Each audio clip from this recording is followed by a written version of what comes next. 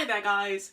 Today's video is all about dealing with paranoid thoughts. I don't mean paranoid thoughts in general when you're in, say, an anxious or scary or new situation and you feel a bit nervous about it. I'm talking about the kind of paranoia that can be debilitating, the kind of thoughts that can kind of take over everything and stop you from doing certain things in your life. When I was a child, I had a lot of issues with paranoia. There was always something big or scary or concerning going on in my mind. And over the past couple of years, those issues have gotten a lot worse to the point where sometimes they do stop me from going out into the world and doing things. So in this video, I'm just going to share 5 little tips and hints and words of wisdom that I've picked up over the years with you guys in hopes that it can help other people deal with their paranoid thoughts. I should say, as a disclaimer, I am not a qualified mental health professional. Like I said, these are just some things that I've picked up that have helped me and I hope they can help you. But I understand that everyone's mental health journey and mental health issues are different, so tailor this advice to yourself and your situation. The first thing that I want to say is to rationalise your thoughts. Paranoid thoughts are often not logical, they don't make a lot of sense, they're very sensationalist. They're big and they're crazy, and when you are dealing with paranoid disorder, you blow things way out of proportion. So the best thing to do is try your best to rationalise them. I love horror films, and I used to get really scared after I watched a horror film that whatever was happening to the characters in the film was going to happen to me. And it was actually my mother that told me, you need to really rationalise and think about the situation. Michael Myers from the Halloween movies is not going to show up in my house. Like, that film is set in America. The original, I think, was set in the 70s. I have no connection to that family. Like, there's no reason for me to be scared about this. Also, there's more mundane or regular things. Are the people outside talking about me? Is that girl from my class laughing about me with her friends? Rationalise it and think, even if that is happening, even if people are talking about you or saying negative things, it doesn't actually have a real impact on your life. It doesn't have a tangible effect in your life, therefore it cannot hurt you. It can make you feel a bit upset, but also understand that after you feel upset, after a certain amount of time, that emotion will pass. So really, in like a rational way, it doesn't have any bearing on you as a person or your life. The second thing to do when you're dealing with paranoid thoughts is to try and quiet your mind.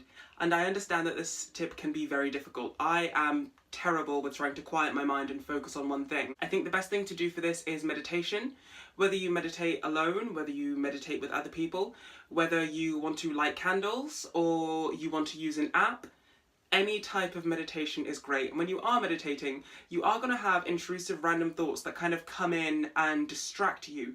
Don't get annoyed at that, because getting to a good place with meditation, getting to a focused place, is a long and slow journey.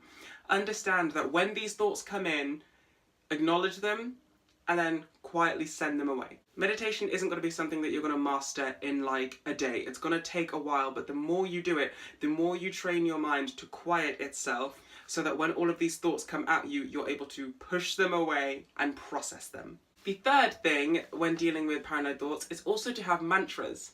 It's good to have a mantra or a phrase or a saying that you can say to actively combat these negative thoughts. When the paranoid thoughts come in and you start to feel that panic rising, find a mantra that empowers you and energizes you, and fill your head with that. Fill your head with these positive words so there's no space for anything else to be in there.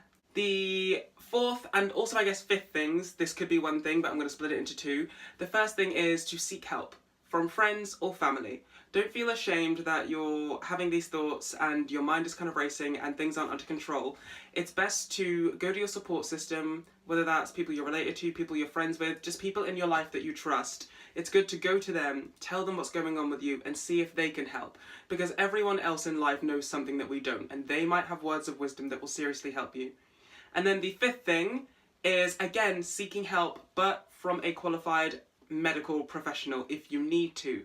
Therapy is a wonderful thing. It's great to have an objective third party to speak to who is trained in understanding how the mind works. And then, of course, if you really need to, they might be able to prescribe you something medicinal, a pill or a tablet or some sort of anti-anxiety sort of treatment. Don't feel any shame about going on antidepressants. I've recently just gone back on antidepressants after being off them for a while, because I realised that my mental health was at a place where positive words and words of wisdom weren't quite enough. So I needed that extra medical step just to get me, you know, over the hump to where I want to be. So guys, I really hope you did enjoy this video. Understand, of course, everyone's mind works differently, so tailor this advice to yourself. And I just want to reiterate the last point. If you are in a bad place with your mental health, please seek out help from a qualified medical health professional, because the only thing they want is for you to feel better. Okay guys, so thank you for watching, and I will see you next video.